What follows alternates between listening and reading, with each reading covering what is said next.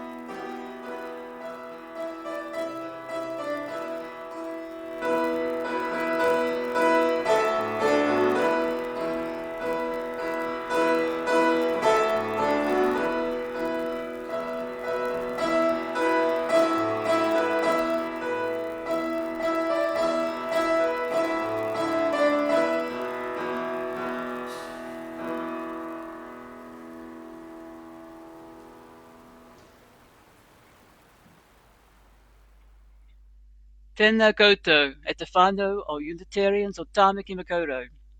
Tēnā koutou e ngā manuhiri.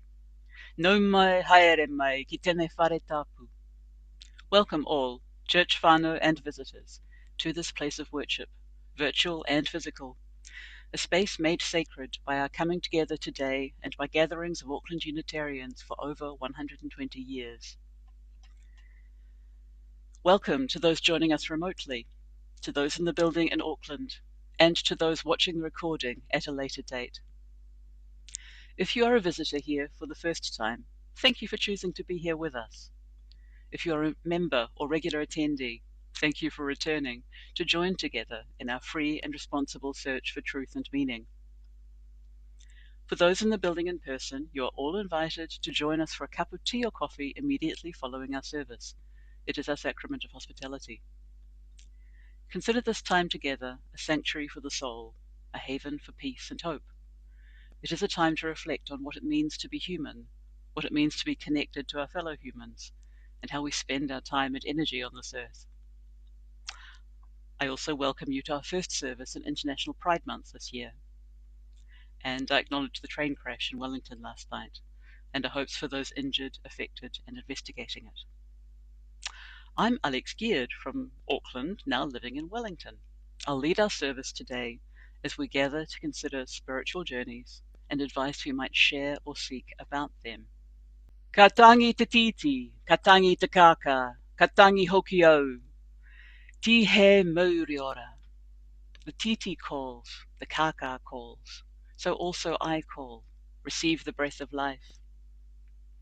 I hau tuatahi ahau, I te tūranga o Maunga Kiakia. I first took breath at the base of One Tree Hill, in the Old National Women's Hospital. I tipu ake ahau, ki te takutai o Tikapa Moana. I grew up on the shores of the Hauraki Gulf. Ko Ngati Ingarangi me Ngati Arana, Oku Iwi. My ancestors were English and Irish. No Tāmaki Makaurau ahau. I am from Auckland. Ke te whanganui e tāra ahau e noho ana, but now I live in Wellington. Ko Geard toku whānau, my family is Geard. Ko Alix toku ingoa, my name is Alix. E ki ana te kōrero, nā ku te roro, no te roro, ka ora ai te iwi. As it is said, with your food basket and my food basket, the people will be well. No reira rā, tēnā koutou, tēnā koutou, tēnā koutou katoa. Therefore, welcome, welcome, thrice welcome. It's been a while since I've led a service here. I'm once again going to split my musings into two parts, with two different perspectives on the theme of spiritual journeys. I've had positive responses from people in this community about the sharing of personal stories during our series of talks about spirituality. So in this first part, I'll share my story. In the second portion, I'll explore the journey metaphor. For now, settle yourselves and get comfortable. This will take a while. Spoiler. I had a non-traumatic Protestant upbringing. It shaped me culturally, but mostly didn't stick religiously. It went hand in hand with valuing science and using the mind I'd been given to make sense of the world. But I've been to my share of Roman Catholic masses to sing the music. There will also be a few very religious references.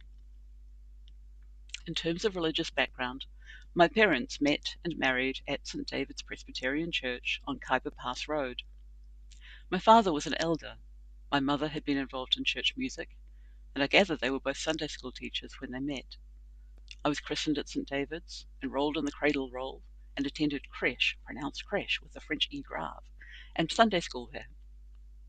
As a very small child, I once broke out in a rash which was somehow attributed to having gorged myself on chocolate crackles at a cradle roll event. I knew the distant tune of the memorial acclamation from the main church. Christ has died, Christ is risen, Christ will come again. The rattle of the tiny glasses that had held communion grape juice as they were carried up to the hall in their wooden racks to be washed, and the smell of coffee for after-service tea, coffee, and conversation. On the whole, though, I had relatively little contact with what was happening in the church. Children went to church services for Christmas and Harvest Festival, so I knew how things worked. I could look up the hymns from the board at the front where the numbers were posted. But my experience was mostly of being dropped off to the Sunday school and then listening to adults having conversations afterward. I used to accompany my father on his visits as an elder, mostly to the older members of the congregation who couldn't physically go to church any longer.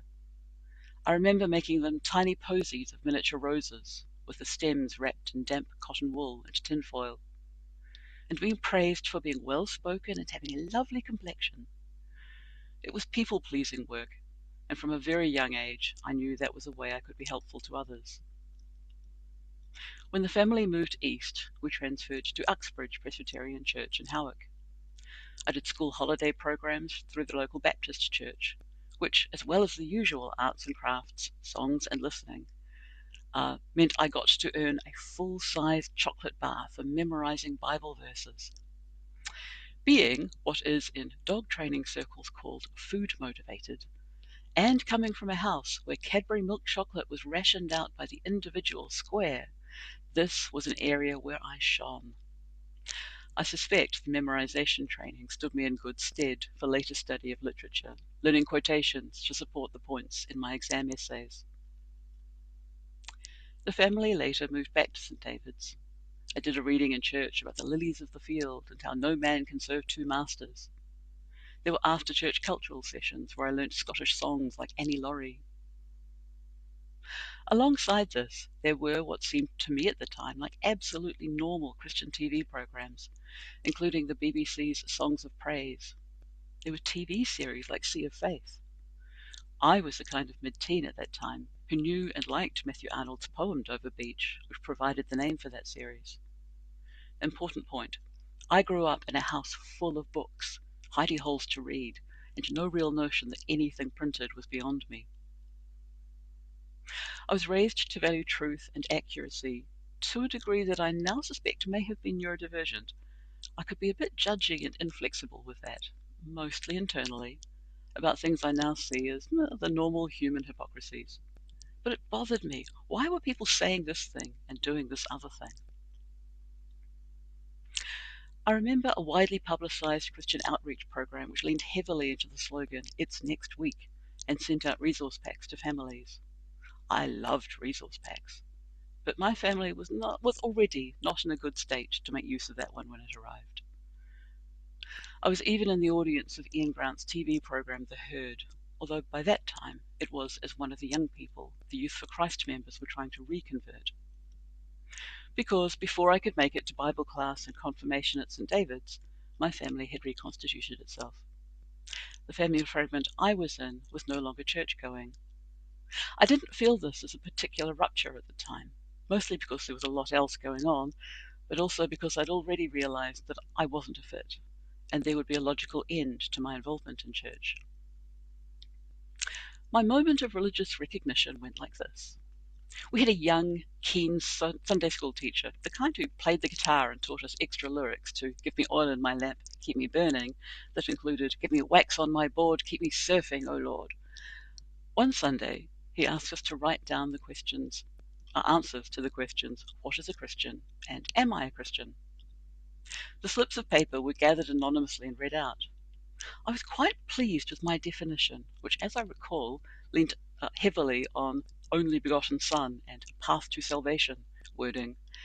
That, thinking back on it, hadn't really been part of my Sunday school upbringing at all, but felt like it was the correct, true answer from my wider reading.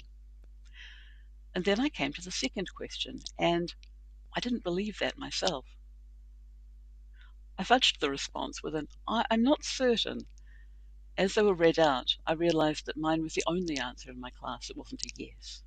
It got a response along the lines of, well, I hope you thought that out. Well, that left me unhappy. I hadn't managed to tell the full truth, despite almost crunching out the right weasel words, and I hadn't managed people-pleasing, and I hated being in the position of trying to navigate when those conflicted.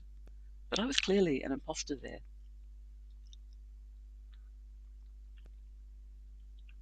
So there was a gap in religious activity. But I was a debater, a theatre kid, and I sang in every choir available and affordable to me, including the Auckland Youth Choir. I started studying engineering science and ended up with a BA in English and philosophy. Through that, I'd been exposed to theory of mind and theory of feminism, along with a lot of medieval and early modern writing. I moved to Christchurch for my master's. There I studied literary theory and feminist theory, alongside science fiction and Old English riddles. I also did a lot of therapy, went to some rituals for solstice and women's groups, and hung out with a group of lifelong friends, including some very active atheists. I went to a skeptic conference with some of them, but although I didn't disagree with them on fact, and I support having people to point out scams and stand up for freedom from religion, I found I didn't fit there either.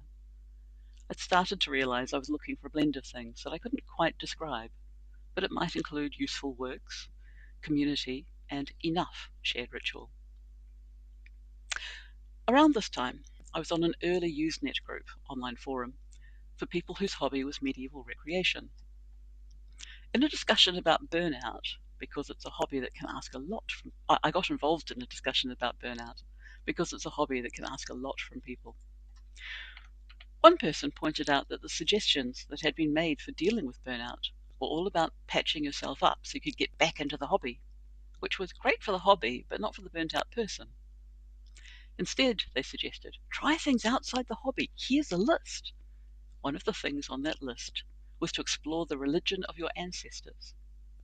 Put a pin in that idea. In the mid-1990s, I spent a year studying at Wellington to get a library qualification. I went back to Christchurch to work as a librarian, to marry my beloved, and to buy a starter house, which seems such a luxury from this vantage point of years. I also came back several times to the idea of exploring the religion of my ancestors. What would that mean for me? My knowledge of my ancestors was okay, but not great. I'd like to credit my Reo Māori studies for making me research more about my whakapapa. Many of my English ancestors were nonconformists or dissenters, when the choice not to be part of the Church of England cut you out of a lot of aspects of civil and intellectual life, and was connected with class struggle. There are records of them exploring religious options by listening to travelling preachers. They seem to have formed house churches with their dissenting neighbours, then banded together to secure graveyards, then eventually build churches. I think of them as stubborn, truth-seeking organisers, which might romanticise them a little. Despite all of that, my first approach was to explore aspects of the Roman Catholicism that my Irish ancestors brought with them to Australia and New Zealand. I got into liturgy and translation and Vatican II, did a circuit around medieval and Renaissance books of ours which have words as well as pictures, and at some point accepted an invitation to sing with the choir of the Cathedral of the Blessed Sacrament, Christchurch's Catholic cathedral, at the beautiful and lamentably earthquake-destroyed Basilica on Barbados Street in Christchurch. From that I got a fantastic tour of Western church music and the chance to observe cathedral Catholicism. I was incidentally fascinated that the priests didn't seem to compare notes and had some quite distinct and different ideas from week to week about what was praiseworthy and not within the confines of their sermons.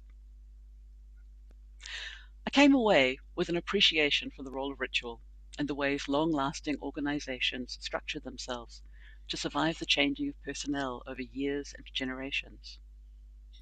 A bit like the medieval recreation hobby, the idea was that there would be benefits for both the organization and the individuals who made it up. But any version of an organization that had survived and would continue to survive had interests which meant it would tend to value itself over individual members. That's a pattern I see in groups of people that still makes me hesitant to commit, even when I'm happy as a supporter and fellow traveller. I also came away with enough church Latin from singing all those Mass settings that it was somewhat helpful when I travelled to Italy. Years passed. I moved to Wellington for work and dragged my partner with me as I managed websites for organisations that have since been merged out of existence, including the LTSA, Land Transport New Zealand, and, with its merger now approved, the Ministry for the Environment. Highlights of my journey from the last couple of decades include finding courses online, such as Robert Sapolsky's course, Introduction to Human Behavioural Biology for Stanford University. This fascinated me as it worked its way from cells to individuals to groups, assessing what was happening from stimulus to response. It chimed with and cast new light on what I'd learned in my years of therapy and critical theory. At some point, I answered the online Belief-O-Matics 20-question quiz about your concept of God, the afterlife, human nature, and more. My best fit, alongside atheism, was something called Unitarian Universalism. I tucked that away to explore later. November 2022 was a tough time.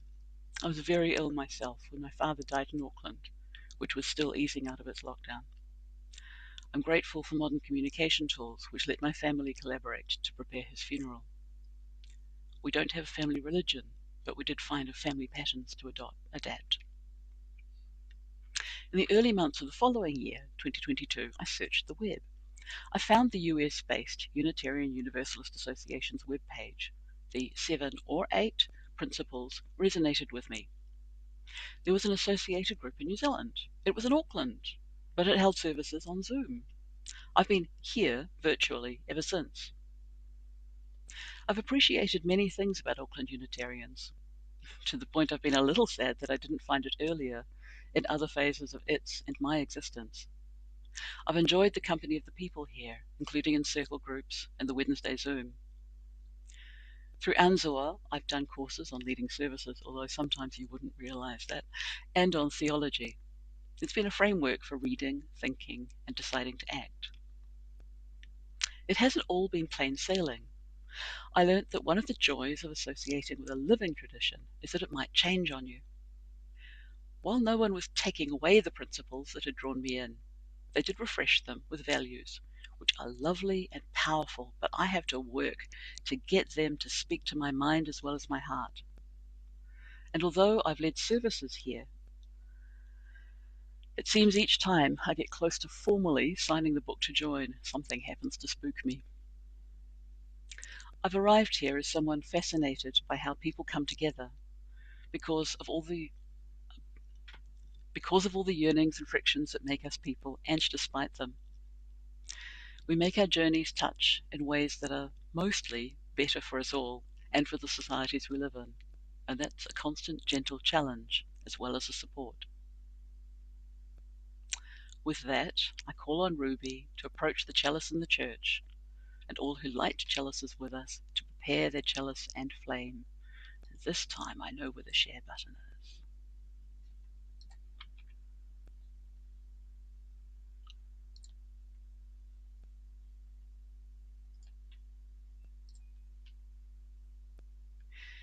The word for our chalice lighting today, which is great, except it's not the right thing. The words for our chalice lighting today are by Erica Hewitt, inspired by the Reverend Elizabeth Nguyen's chapter, Our Work for Social Justice, in the Unitarian Universalist Pocket Guide. To be a Unitarian Universalist means we'll never be done with the work of telling the truth about oppression, the work of resisting any laws, policies, or practices that deny anyone their humanity, the work of stubbornly seeking out the spark of the divine in each other, no matter what, the work of creating heaven on earth. To be a Unitarian Universalist also means we're not alone in the work. We are not alone because of our compromises to love. We are not alone because of our promises to love one another. We are not alone because we are companions on the journey. We grow ourselves into allies, helping one another get there, because none of us is truly free until we are all free.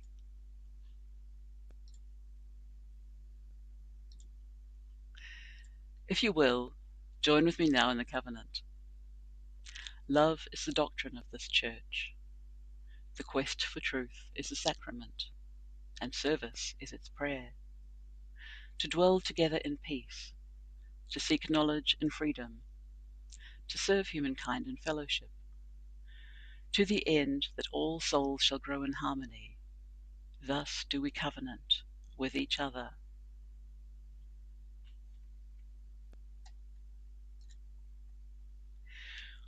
We pause at this time to hold and honour the very personal joys and concerns of the congregation. If you're in the church, come up to the chalice, give your name, light a candle, and share your joy or concern. If you're joining the service remotely, go to the bottom of your screen and use the Zoom reactions, raise hand, and I'll call on you.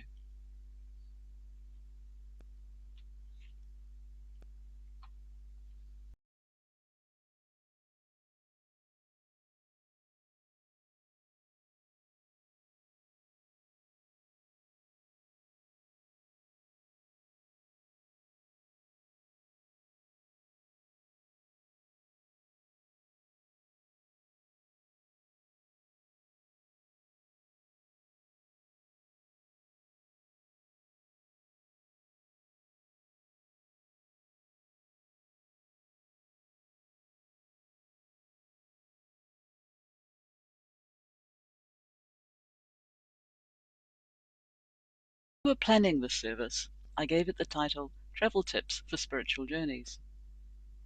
If I'm honest, I chose the title somewhat flippantly and then never got around to changing it. Partly, that's because I have a slightly complicated relationship with the word spirituality. Ruby mentioned recently that some of us here have complicated relationships with religion and spirituality. I'm certainly one of them.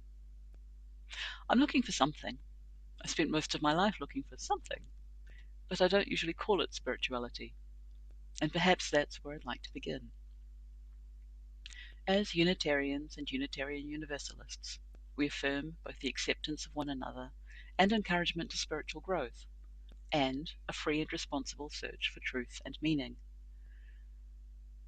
Those two ideas have always mattered to me, not because they tell us where we must arrive, because they give us permission to travel. I've done a fair amount of travelling in the ordinary sense. I've travelled through most of Aotearoa. Overseas, I've spent much of my time in Europe and Australia. I've made pilgrimages of a sort to places that mattered to me, places that shaped my family, places connected to my ancestors. But I've also spent much of my life wandering intellectually.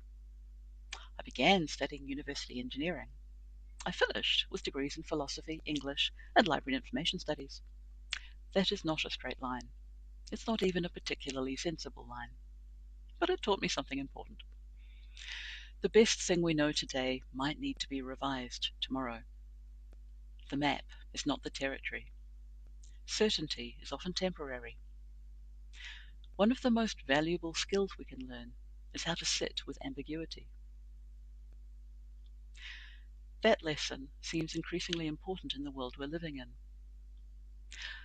Alvin Toffler's book Future Shock, published almost as long ago as I've been alive, described the experience of too much change in too short a period of time. I think many of us know that feeling. I've spent most of my working life doing jobs that didn't exist when I chose my first post-school education. Now, the foundations of those jobs are shifting again. Technology changes, institutions change, entire professions change, and our personal landmarks change too. Growing older, I'm finding, sometimes feels like watching the landmarks of your life disappear. My childhood homes have been removed or demolished and replaced by townhouses. Churches that shaped my early life have been desanctified or demolished. Employing organizations that once seemed permanent have been merged, renamed, or dissolved. Places that once anchored my understanding of the world no longer exist in the form I knew them.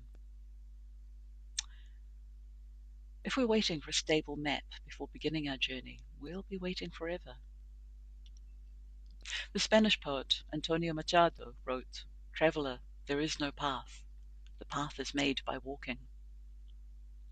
I think that's one of the most profound descriptions of a spiritual journey I've encountered, because many of us imagine that spiritual growth means finding the correct destination, the correct doctrine, the correct belief, the correct answer. But perhaps the journey is not about arriving at certainty. Perhaps it is about becoming the sort of person who can continue traveling, who can continue learning, who can continue responding with courage and kindness when the map changes. The sources of Unitarian Universalism support that idea. We draw wisdom from many traditions: religious traditions, humanist traditions, earth-centered traditions, science, reason, direct experience, prophetic voices. We are encouraged to learn from all of them. There's a saying attributed to Abdullah ibn Masud: "If you're given truth, accept it, even from an enemy. If you're given evil, reject it, even from a friend." I like that. It reminds us that truth is not owned by any one tradition. Wisdom can arrive from unexpected directions. Part of our task is learning how to recognize it. For me, that has involved exploring traditions that weren't part of my upbringing, as well as getting deeper into traditions that are. Listening to Jewish scholars discussing the Tanakh, learning from Buddhist teachings, reading philosophy, studying psychology and human behavior, paying attention to science, learning from people whose assumptions differ profoundly from my own. Not because I expect any of those sources to provide a final answer, but because each may illuminate part of the landscape. I also find myself reclaiming language that I once thought belonged exclusively to religion. Words like ritual, words like sacred, even words like spiritual. Human beings are ritual-making creatures. We gather, we share meals, we sing together, we tell stories, we mark transitions. Whether we explain these practices through theology, psychology, neuroscience, or culture, they matter. Ritual is a technology older than writing, but not every ritual works for every person. But human beings have been using ritual for thousands of years because it helps us navigate uncertainty, grief, joy, change, and community. One thing menopause has taught me, rather more vividly than I expected, is how much of what I think of myself is influenced by biology. Chemistry matters. Brains matter. Bodies matter. The boundary between the physical and the spiritual turns out to be much less clear than I once imagined. Perhaps that's another travel tip. Pay attention to the vehicle you're travelling in. No, not so dualist. You are not a mind dragging round an inconvenient body. You are a whole person. Another travel tip is this. Learn from other travellers. You don't have to walk every path yourself. The experiences of people who came before us are maps. Not perfect maps, but useful ones. The world's religions contain many things. Among them, accumulated observations about what helps human beings flourish and what causes suffering. The sciences contain accumulated observations about how the world works. Literature contains accumulated observations about what it feels like to be human. All of them have something to teach us. And finally, don't be surprised if you end up where you started, but seeing it differently. T.S. Eliot wrote, "We shall not cease from exploration, and the end of all our exploring will be to arrive where we started and know the place for the first time." I think that's often how spiritual journeys work. We leave home, we explore, we question, we lose certainty, we gain experience, and eventually we discover that the point was never simply to arrive somewhere else. The point was to become someone capable of seeing more deeply. So, if I were to offer a final list of travel tips for spiritual journeys, it would be this. Travel lightly, carry curiosity, pack humility, accept that your map may need revision, learn from fellow travelers, and keep walking. Because whether we call it spirituality, wisdom, meaning, growth, or simply becoming more fully human, the path is made by walking. Ooh, I've been terrible. I've lost the words for extinguishing the flame. I have. Okay, I'm going to call on you all to see what we can remember about our usual words for extinguishing the flame. We extinguish this flame, but not the light of truth, the warmth of community, the fire of commitment, or the power of transformation. These we carry in our hearts until we are together again.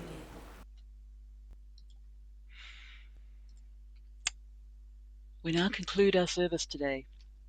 Nurture your journey and the journeys of others on the way. Be an inspiration to others. Help others be inspirations to all. Go now in peace. Our postlude today is You Are So Beautiful to Me by Billy Preston and Bruce Fisher, played by Frank Chen. After the postlude, there will be a question and the opportunity to go into discussion groups, both in the church and as Zoom breakout groups. After that, there will be tea and coffee in the church. Over to Frank.